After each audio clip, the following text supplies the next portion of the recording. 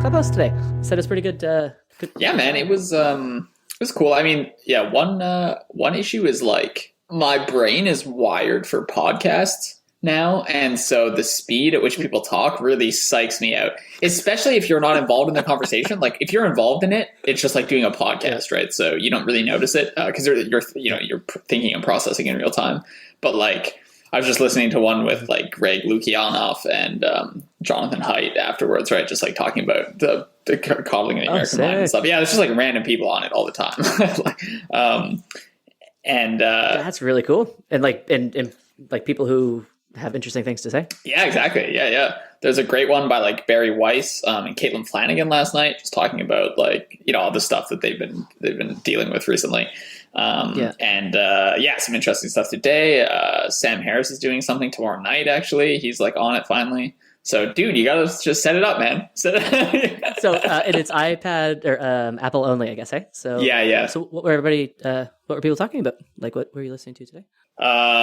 Today was just like they were talking about how their views on like the coddling in the American mind has changed over time. And so, they published like Jonathan Haidt and Greg published that book in like 2016 or something. So they were just like talking about how some of the data has like changed over time, and like the mental health stuff's still a big issue, but some of their other complaints have diminished over time. But I wasn't like too invested in that one, but it's like it's like just one of those things that's worth having, I think. Like every once in a while, there'll be like an interesting conversation or you want to like take part in a conversation. I don't think Logan thinks it'll like completely replace like Twitter and other forms of social media, which I doubt. I'm skeptical of that, but I think it's just what you said in the social media episode. Like there was a niche to be filled, right? And that niche was like real-time audio conversations. And like, of course, in retrospect, that makes complete sense. Like sometimes people want to hash things out in real time and they want other people listening. And there's no reason you can't do sort of a live podcasting thing. I don't think it'll take over podcasting because a lot of people want like, one, that you have the speed thing. They would just want time to like pause it and reflect on it and listen to it again. And you can't always get that with Clubhouse, right? So there's like a digestible element with podcasts that you don't have with Clubhouse, but it's totally just filling like a niche for people to sit around and listen to live conversation and like while you're doing the dishes and not have to be there. And so, yeah, it's cool to see. Just I was gonna say you're a fucking Twitter warrior, though. I've like really I'm going hard, tweets, man.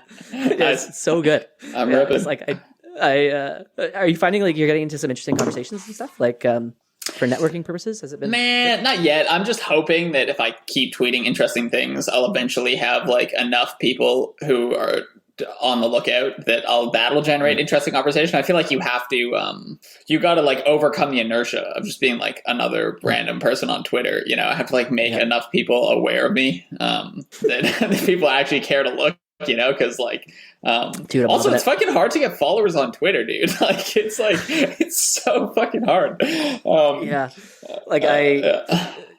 Like Twitter, I basically just use it for input and then like machine learning output. But that makes sense. But for networking and stuff, it's been kind of useful. But I was like, because you have probably two audiences, right? Like you have the EA space, and now you have the critical rationalist space.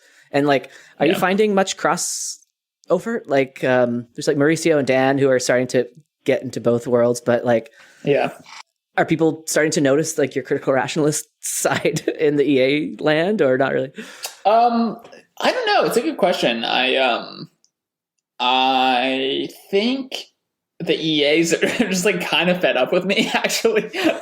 Really? I think people are just kind of like, oh, this fucking guy. Because you had like a giant Facebook debate with like all of Oxford for a bit. Oh yeah, that was good. Yeah. I just think, changing minds is really hard. Like it's a really hard thing. And so I think most of the people are like, I think some people are just like fed up with it. Like, especially the Stanford people, I get the sense they're just like, shut the fuck up. And so now I don't engage that much. And I don't know. I feel like they're kind of sick of my shit. And then the Oxford people, I'm just kind of losing touch with them because, I don't live in the UK anymore. And I think they know my views now. And so you can only really say it once or twice. Yeah. You can't force people to listen. And exactly. Because when I posted the piece into the EA forum, like the follow-up piece, 5 responses, like no one really engaged too much. Exactly. Which is, I think it's fine. Like, we can't force people to listen to us. I'm going to finish this stupid little series that I promised now. Nice. But it'll be on the internet, and I'm glad it exists. And if people don't want to discuss it right now, then we can't force anyone to, obviously. But also, I think just like it takes years for ideas to sink in. And so we shouldn't expect things to change after like one or two posts or podcasts. Like, this is going to take bloody years for the ideas to kind of sink in a bit. That's exactly right. It's like, the first time you're saying stuff, you get lots of engagement, and people are like, "Whoa, this is crazy. We're gonna argue." And then it's like the follow up stuff. They're just like, "Oh, shut up!" Like, exactly. We get it. And you're like, "Okay, well," and that's I'm still gonna say my piece, but whatever. Say it to those who ask, and then we'll just. Yeah, we got to keep moving on. I'm going to grab another beer, and then let's get into the first chapter. Yeah, fuck yeah.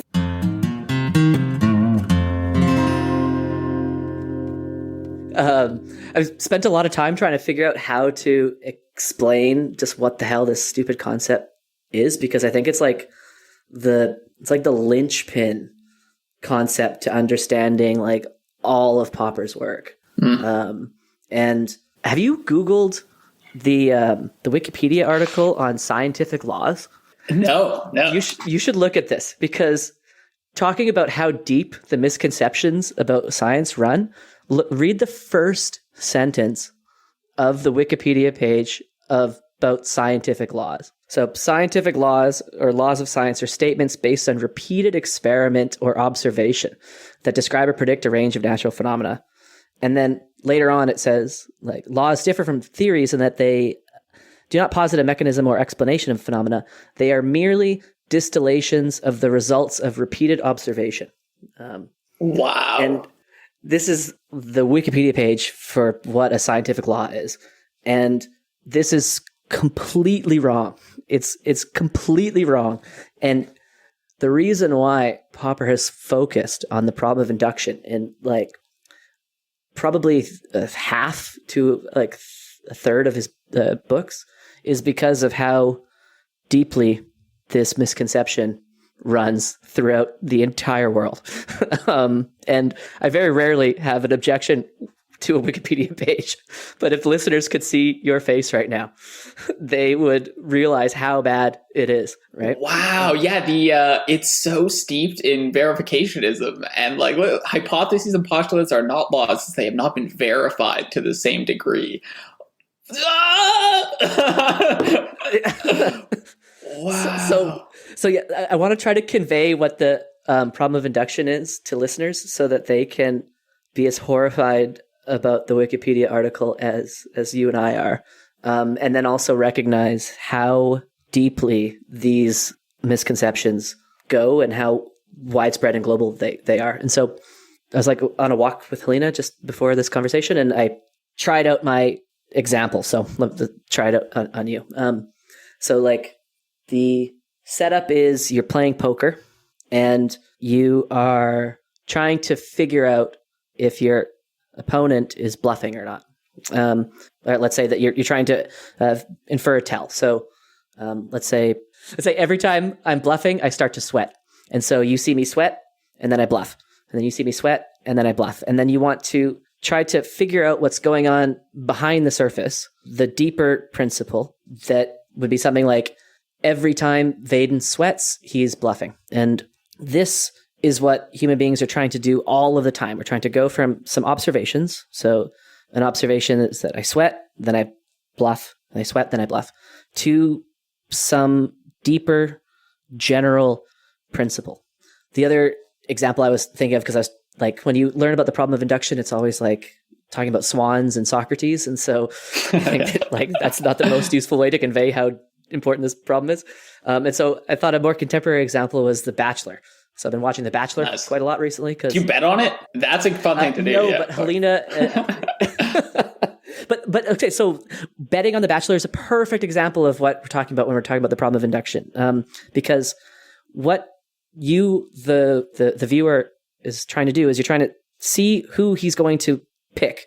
And you're trying to ascertain clues that can be generalized to give you some general principle. Like if he laughs at her joke, then he's not going to send her home or something. And you're trying to find some pattern in his behavior that allows you to extrapolate about what's going to happen in the future, right? And so the problem of induction is the fact that this is a logically invalid thing to do, but yet we are all trying to do it all of the time. This is just the default state, is we're trying to go from observations to something more general, something deeper, more universal, that gives us dominion over our environment, gives us some predictive power, gives us some deeper understanding. And induction is logically invalid, meaning it doesn't matter how many times I sweat before I bluff. It could be the case that I sweat and I'm not bluffing, right?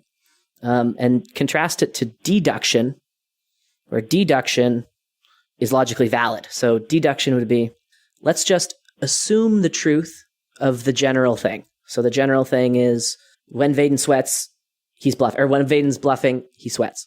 And then from that, you can concatenate that with another observation statement, like Vaden is sweating.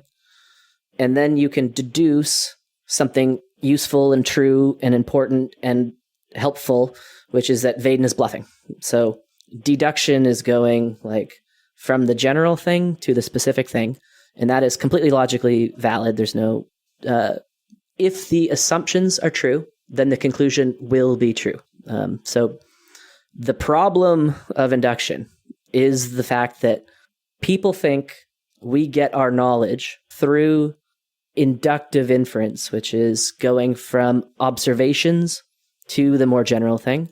Yet inductive inference is logically invalid because there could always be something that doesn't fit. And yet human beings are doing this all the time. When we're watching TV, when we're playing poker, and the reason why the poker analogy I think is clarifying is because in reality, we are trying to ascertain what the deeper principles are behind the observations. And all we ever get are observations, but we're trying to figure out the deeper principle. And so the classic, quote, problem of induction is just that the whole world, including Wikipedia, thinks that this is how we get our knowledge, but yet it's logically invalid. And the reason why I claim this is like the most important Popperian concept to grok first, before falsification, before any other thing that comes from Popper, is that he solved this problem simply by saying we never can induce general principles from observations. All we can ever do is conjecture the general principle and then deductively infer the consequences. So I'm going to conjecture that Vaden sweats when he bluffs.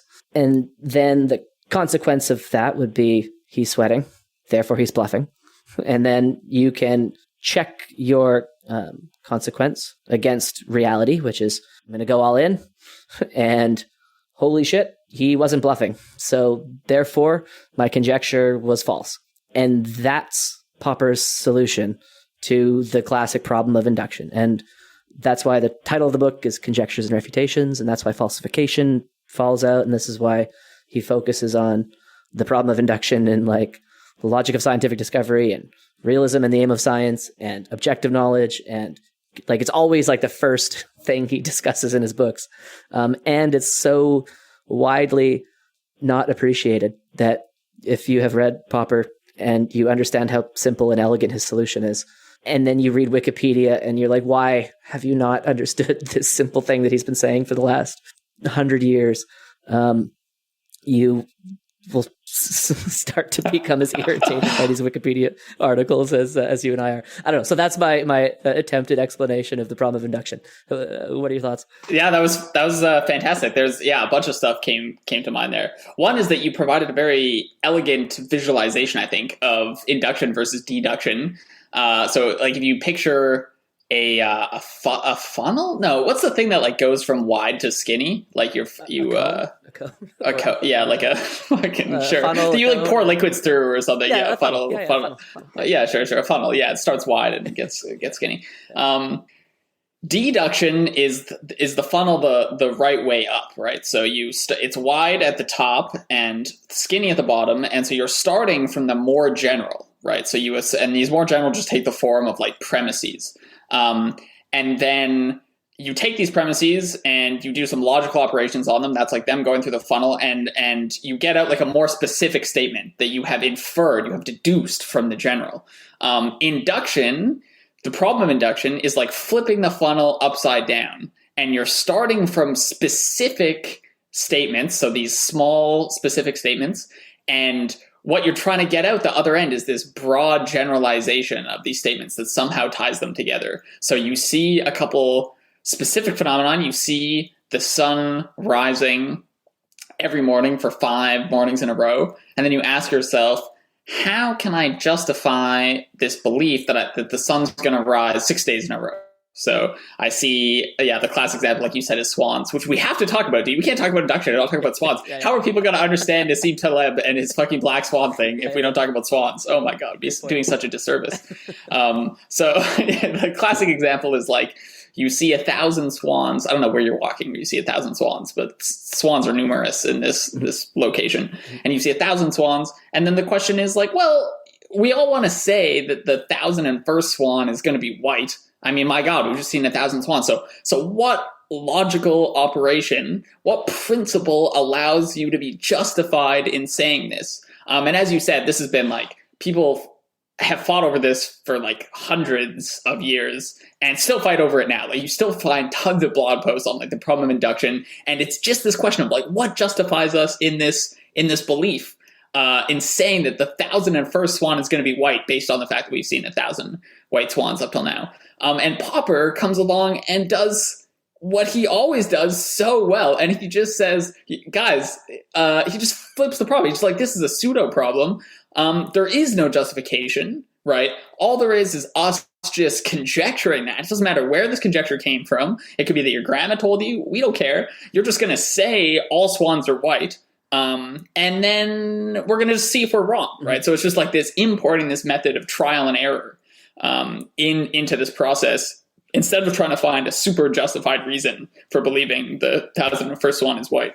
And so this is like, a move Popper just does over and over again, where he just replaces the question with a better question. Mm-hmm. And also he takes as evidence the fact that like, if people can't solve a problem for like hundreds of years, maybe it's the wrong problem to ask. Maybe it's a pseudo problem. Maybe it's a non-existent problem. So Helena, when I tried out the poker example, instantly she's like, oh yeah, obviously you can never be certain that sweating equals bluffing.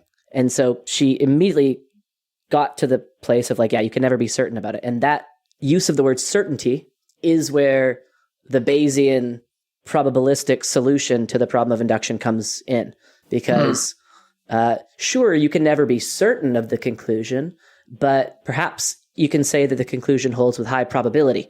And then you get the probabilistic solution to the problem of induction coming in, where they say, okay, perhaps it's not absolutely the case that when you sweat, you're bluffing, but it could be the case with high probability that when you sweat, you bluff.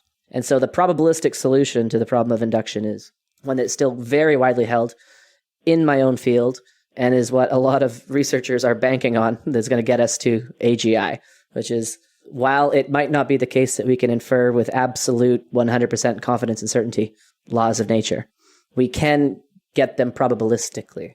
And this turns out to also not work at all for reasons which I will not go into here. And also for reasons that Bayesians don't seem to care about. Yeah.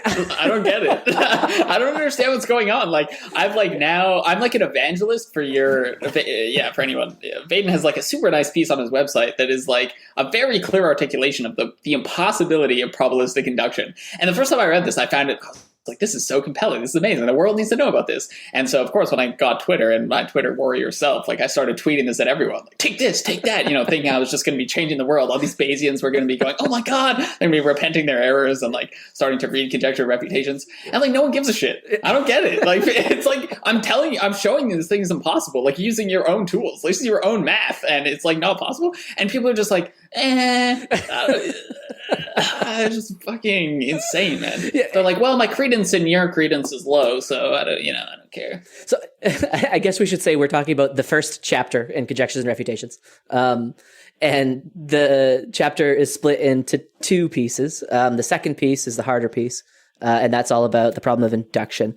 But the first piece is about falsification, and that's Popper's like the thing that people know him for. And we'll go into it in some more detail. But if we are successful, falsification should just be seen as a trivial consequence of the deeper problem which Popper solved, which is the problem of induction. It struck me as you were talking that I hadn't made the connection before between Hume's empiricism and his identification of the problem of induction, but it makes perfect sense, right? Because if you're an empiricist and you believe you think that we can only gather knowledge by means of observations of things, of course you have to wonder, like, how on earth are we developing general laws about things that seem to hold because we can only view finitely many things in our life, right? Like, we've only been alive for so long. And so how is it possible that these finite observations we're making are leading to like these incredibly general laws? So I didn't actually make that connection between his empiricism and his identification of the two problems of induction. One is the logical one that we've been talking about, and then one is the psychological one, which, he posits as distinct from the logical one. The psychological one is like, fine, the problem of induction seems to be hard, right? There seems to be no logical solution to it, but humans do this anyway. We're like coming up with general laws all the time. And of course, as we just said, Popper thinks, no, that's not what we're doing. We're making wild guesses and then refuting them. But for Hume, I now understand like the driving force behind these two problems. Because, like, of course, if you're an empiricist, then they kind of naturally fall out of that doctrine. And we should say that empiricism was very necessary to repudiate religious authority, right? Where the belief that we get knowledge from observation is far superior to the belief that we get knowledge through revelation, which was the regnant belief at the time. And Hume has also wrote some beautiful critiques of religion and miracles. So in that piece, he has like three characters, all debating the nature of God's existence. And it was actually published Humeus. What do you call it when you publish something after posthumously? Posthumous, but it's David Hume posting it. So does it posthumously? I don't know. Hume posthumously. Yeah. Oh my god! After Hume's death, this was posted, and so it just goes to show that his empiricism, like, actually served as a very valuable critique of beliefs that were held at the time, right? And his dialogue concerning natural religion is super readable, and I would actually recommend that one to listeners. But again, like a good rationalist, like someone who takes seriously counter arguments to their cherished position, he talked about the problem of induction and didn't really have a solution to it. We should say that it wasn't only that it was logically impossible, but it also led to circularities as well. So a common way out of the problem of induction is to posit some inductive rule. Or some principle of induction that says, like, the future will resemble the past, or the seen will resemble the unseen, or something. So then the logical statements would be something like, assuming that the future will resemble the past, and given that we've observed Vaden sweating and bluffing many times, then it is the case that Vaden sweats when he bluffs. But the circularity is precisely in the fact that you would need to inductively infer the principle of induction, the statement that the future will resemble the past. And as soon as you try to say, well, where did that principle come from? Then there's no way from an inductive perspective to get there. And so you get a circularity. Yeah, nice. And that was, in essence, Hume's refutation of this idea that you can learn from induction, and therein lies the problem of induction. But again, I guess it is a real problem in the sense that people thought that was where you got your knowledge, but it's not a problem anymore. It's a solved problem. Except no one believes that it is. Yeah. I was just going to say, if you, dear listener, are convinced that it is a non-problem, which you should be, you will be startled to find when you scour the internet that like no one takes the solution seriously and everyone just continues on their merry way arguing about induction. And so Popper has this nice quote in here that he says the belief that science proceeds from observation to theory is still so widely and so firmly held that my denial of it is often met with incredulity. I have even been suspected of being insincere, of denying what nobody in his senses doubts. And this is like equally true today. Like it's like people still are just like, oh, shut up with your little non-induction problem. You can't just wish the problem away. That's not how science works. And then they proceed to argue about probability and things. And like the only time you could ever like read in David Deutsch's writing that he's like actively annoyed is when he's talking about induction. Yeah. Like it brings out the angry David Deutsch, but it's so frustrating when like the solution is contained in the title of his book, Conjectures and Refutations, but people again just ignore it. It's interesting. So Hume, I think, sort of descended into irrationality near the end of his life. So, he couldn't find this principle that would allow us to logically validate induction. And so he kind of said, well, we're just humans are irrational and that's it. And you can feel, it's interesting when you read it, I really felt Popper's emotionality coming out when he was like, really, he's constantly fighting against this tendency of like relativism and irrationality. And I think part of it is because his sort of epistemology and his philosophy can often be conflated with a kind of relativism because he doesn't adhere to like certain sort of like very common tropes of rationality and like empiricism and stuff. And so I think he was like maybe often accused of sort of being irrational or something. And so you could feel him when you're reading this, like fighting against that we just have to like throw out irrationality and stuff. So you can feel him fighting against this. And then he, proposes a solution, which is that we like come up with these guesses and then we just have them refuted by observation. So observation doesn't play the leading role in developing the theories, it plays the refuting role. So it's sort of a role reversal. But what I love, right, is that like at the end of the chapter, he starts talking about like the importance of like myth making and guesswork and creativity. And these are just like tendencies, I think, that are so often ignored back then, but also now by like typically people who like would call themselves rationalists or like the Bay Area rationalist community, right? And Popper explicitly endorses like myth making as this fantastic human endeavor that is a result of humans' unique capability to be creative and guess wild shit. And then so, it's the rationality kicks in when we have our guesses refuted by reality and we slowly converge on the best guess. And then we start to call those theories and hypotheses and laws, et cetera, et cetera, et cetera. But I just love how he sort of like nods his head towards like, cultures and just like myths of every style. And sort of, he doesn't, there's like, I don't know, this weird sort of scientism type of attitude where it's just like, oh, myth making, that's not science, or like things like this. And no, that is the human process of coming up with knowledge. It's like we conjecture crazy shit and who knows where it came from, right? And all these amazing myths that we hear of from like different cultures and, and previous generations of humans were like fantastic examples of just like what our creativity is capable of. And so I don't know, it's a lovely sort of convergence of like just humanity and creativity and rationality at the end that just like is always a delight to read. Yeah. And it dissolves the boundary between, say, science fiction, journalism, and fiction, and history, and all forms of human expression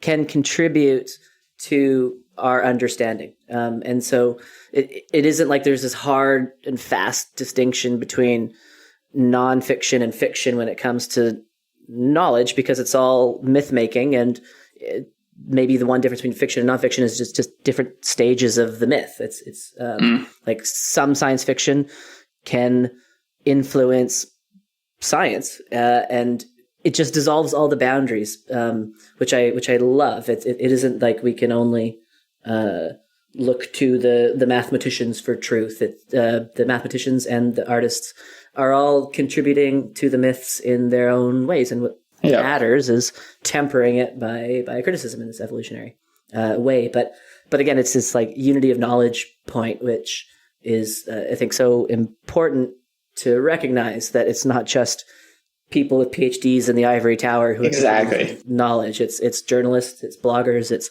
anyone who can creatively contribute to the pool of ideas. And in that sense, we're all equal contributors to the share of myths. Yeah.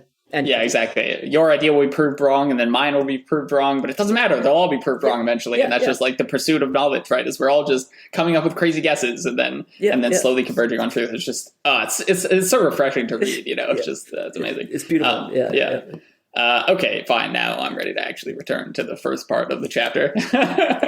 Well, maybe what you want to set up, because you said you had some ideas. I would love to talk to Popper about this part of the chapter, actually, because it bugs me a little bit. So Popper, I think we'll get into this later in like chapter 2 and chapter 3, he's like really a bone to pick with essentialism, which is just the idea that like words and concepts have an absolutely essential meaning, and that we're trying to when we talk about them, we're trying to uncover that meaning. And they have something that's like beyond, like language is not just instrumental. There's an essential concept there. We're trying to, so like when you talk about justice or something, right? There's like an essence to the word justice. It's not just like a useful concept that we like bend to our will in order to like talk about various things. There's like this thing called justice, and we're just like mere humans trying to access it. And I have the sense reading the first part of the chapter that he's doing this a bit with like science and metaphysics. Actually, he's like, so when you state, okay, so just fucking set up the first part of this chapter where he's trying to demarcate between science and non-science, or science and metaphysics. And what I'd want to ask him is like, what is going on here? Are you just assuming that like people kind of know what you mean when you say science and when you say non-science? Are you using science as like a stand-in for like just things that have some predictive power, and that when we use them to make, we're using them sometimes to make predictions about how the world works, and we're just trying to sort through which of these disciplines is like more useful than other ones. So there's all these disciplines in front of us. They make predictions. Now we're just trying to sort through which of these are like useful predictions. Or are you saying there's like something essential about science? Like what? Like no. Oh, nice. Interesting. Just maybe not disagreement, but like so. To set up the first half of the chapter for the audience, he is discussing his experience when he was younger, thinking about 3 dominant theories in the culture in 1919. And so the big 3 theories that he was discussing and thinking about were Einstein's theory of special and general relativity, Karl Marx's theory of Marxism, dialectical materialism, I guess. Materialism and scientific socialism and all that. And then psychoanalysis, so both Freud and Adler. And so just let's drop the phrase science entirely. I don't think there's anything essential going on. So we'll just not use the word science. Let's just say, here are 3 theories. What distinguishes Einstein's theory from these others? Or put a different way, what is the difference between astronomy and astrology? Right. And so one thing that people thought at the time was that Einstein, Freud, and Marx were all equally valid science. So they were valid because of the confirming evidence that was constantly being introduced and met. So every time a Marxist would open the paper and a factory would revolt, that was evidence of the bourgeoisie hegemony finally showing strains of weakness. But if a factory didn't revolt, it was because capitalism was so deeply entrenched into the hearts and minds of the workers that they didn't yet have class consciousness and weren't yet able to break the shackles of their bondage. Yeah. And so whether a factory revolted or didn't revolt was both equally confirming of the truth of Marxism. Same with Freudian psychoanalysis. So there's a nice quote that he has. He says the following. So I may illustrate this, where this is the fact that these theories can be confirmed by anything, using two very different examples of human behavior. That of a man who pushes a child into the water with the intention of drowning it, and that of a man who sacrifices his life in an attempt to save the child. So couldn't be more opposite examples of human behavior. And he says that each of these cases could be explained with equal ease in both Freudian and Adlerian terms. So according to Freud, the first man suffered from repression, say of some component of his Oedipus complex, while the second man had achieved sublimation. According to Adler, the first man suffered from feelings of inferiority, and so did the second man.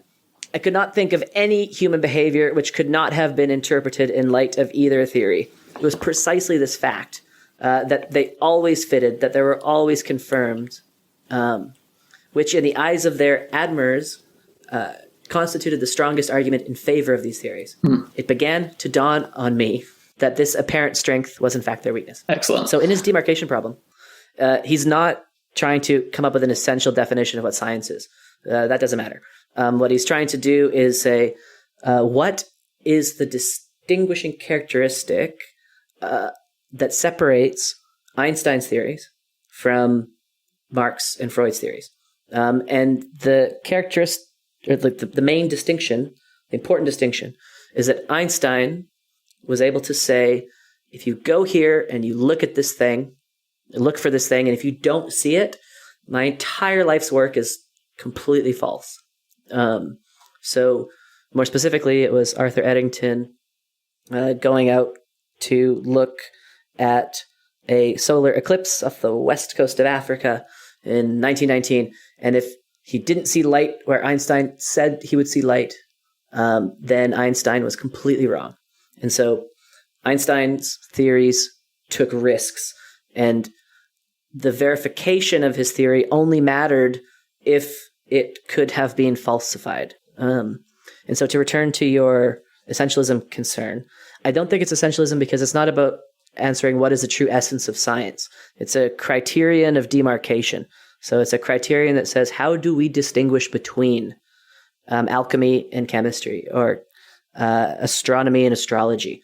Because let's not forget that an astrologer can interpret anything that happens to them through the lights of astrology, right? And so this follows directly from the conversation about David Hume and the empiricists, because they would say that that which was scientific was precisely that which you had observations and evidence for. And the examples of Marx and of Freud kind of indicate that it's it's not about having observations that confirm your theory.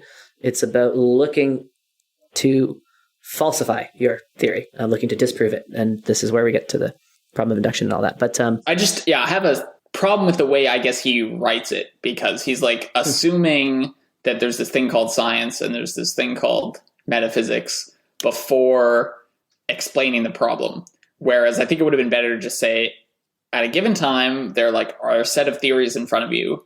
And how do we start demarcating between the nonsense and the sense? Like, some of these theories are valid, they're helpful, they're true, they make objective statements about the world.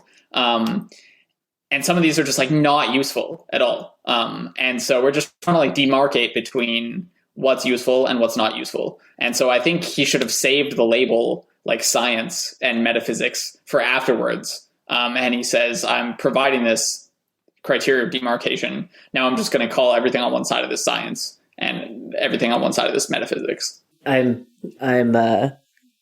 imagining some diehard Popperians in the audience are going to object slightly to what you just said. So the demarcation criterion is not a criterion of meaningfulness, right? No, I didn't say meaning. Oh, I said usefulness. You say sense and nonsense?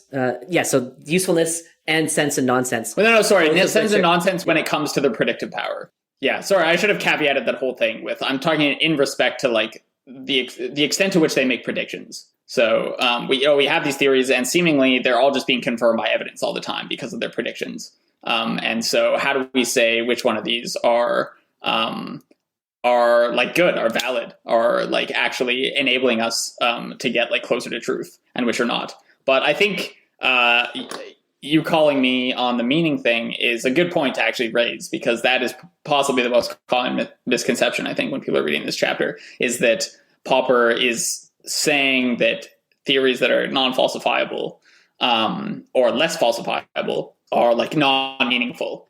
And so here he's just providing, he is not saying anything about meaning. He's just talking about like science versus metaphysics. I'm just going to demarcate between them.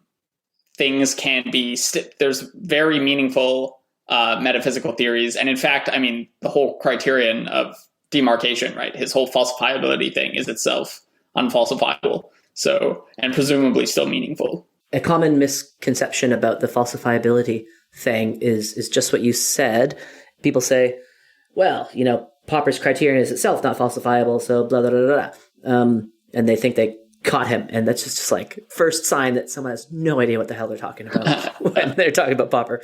Because he's a philosopher, and philosophy is itself not subject to experimental tests. Later on, we'll talk about how you can still say intelligent things about philosophical statements. But at least at this stage, he's only trying to demarcate the two things. He's not saying one is better or worse than the other. He's just saying how, like, what property distinguishes Einstein from Freud. And the falsification thing is his line of demarcation. And to tie it back to the problem of induction, we see that this is just a consequence of his solution to that problem, because his whole point is that we make these crazy guesses, we figure out what their consequences are, and then we check those consequences against reality. And if our check shows that the guess was wrong, then that's like reverse deductive inference. So your funnel analogy is great, because you can start with a general thing, you can funnel down to the specific thing, and then if the specific thing is not true, then you know the general thing is also not true. The whole funnel is just in the wrong spot, so you need a new funnel. And like, people think about Popper as being the falsification guy, but they should think of him as the guy who solved the induction problem. And falsification is just a nice, let's say, result or conclusion or practical thing that you get out of the solution to the problem of induction. One thing I think he didn't cover super well in this chapter was, or at least maybe he doesn't say this anywhere, but it seems clear that falsifiability does have to be like not a Boolean value. It seems like it does have to be on a spectrum. I don't know if we talked about this offline or online before, but so some theories will be like more falsifiable than other. Oh, I think we have talked about this online. We talked about this in long-termism, right? And that doesn't actually come across really in this chapter. I find it's sort of implied that it's more of like a yes/no type of question. Or at least with the three theories under consideration in the chapter, it is more yes/no. And the yes/no-ness is, I think, testament to Einstein's brilliance. And it's actually, like, the reason it's so Boolean is precisely because of Einstein's brilliance. He was able to create a theory which could be falsified by a single test. And so the reason we all rightly celebrate Einstein as being emblematic of like one of the most brilliant theoreticians that's ever lived is exactly because he was able to create a theory that had this Boolean falsifiability property. It's really, really hard to create a theory like that. And so in general, we are all not Einstein. And so our theories are going to be much more on the falsifiability spectrum. And the fact that it is a Boolean in this particular case is, I think, just testament to Einstein's brilliance. Yeah, that makes sense. I mean, it's true that, so it's a spectrum, but it's true that some theories will be at 1 and some will be at 0. Some will just be like immediately falsifiable, and some will just not be falsifiable whatsoever, like astrology. And so, yeah, while it is a spectrum, it's not to say that there aren't theories at the extremes. Yeah, and I guess another thing is like, you could take string theory or something, which is completely falsifiable, fine. But in practice, it's completely unfalsifiable because you can just keep changing all the parameters to account for any experimental result that you receive. And that's why it's kind of falling out of disfavor. But yeah, so there's also the practice versus theory distinction too, which is kind of elided. But as like the chapter which introduces the falsifiability criterion into the world, I think does a nice job of doing that up, and also just like setting up the rest of the book. So like the main things that the listener should have in mind when they go forward reading Popper is just that the problem of induction is the thing which is kind of underlying much of his writing. And falsification is one consequence, but many other things are going to come from his view of the solution to the problem of induction, such as the title, and such as his view on myths and guesswork and stuff. And so if people are new to Popper, forget everything you knew about falsification and put in the problem of induction, and see falsification as just one of the many things that come from his solution there. And I think that's a cleaner way into understanding just what his whole worldview is about. Yeah, it's interesting. Do you think his solution to the problem of induction was prior to just his recognition of the importance of trial and error? Because like the way I have Popper in my mind is just this dude who was like, guess and check, trial and error, conjecture, refutation. That's literally the only way we know how to generate knowledge. And then he just took that concept and just went deep and just like took that thing, looked at ideas and was like, oh my God, this applies here. I'm able to solve this problem and this problem and this problem. He applied this to politics, to morality, to the problem of induction, other areas of philosophy, etc. And so, but it sounds like you think he sort of started with this problem of induction and then moved from there. I think that, yes, I should check. I'm sure he talks about this in his memoir, which I'm forgetting now, but my tentative guess is I think that the guessing and checking is his solution to the problem of induction. And then he realized how general that is. So in like the logic of scientific discovery, like the first thing he deals with is the problem of induction, as in Conjectures and Refutations, second half of the first chapter. Also, as well as knowledge, I guess. Knowledge, and also Realism and the Aim of Science. It's like half of this book. So in terms of output, I think he is probably just based on bulk alone is focused much more on the problem of induction than anything else. He was probably just annoyed as fuck that no one was taking him seriously. He was like, I've literally solved this problem and no one gives a shit. Imagine how annoying that would be, though, if like you're just writing everything as clearly as you possibly can, and people just fucking ignore you. Like they just ignore him, and then what can he do? Just keep writing about it and keep. How many EA forum posts on long-termism do you think it'll take before we get to Popper's level of annoyance, or just like long-termism is insane, but no one's taking it seriously? Well, like when I saw the Wikipedia page, man, it blew my mind. Like the fact that the statement about where scientific laws come from links to Oxford, but it's like you click on the link and it's just like a definition.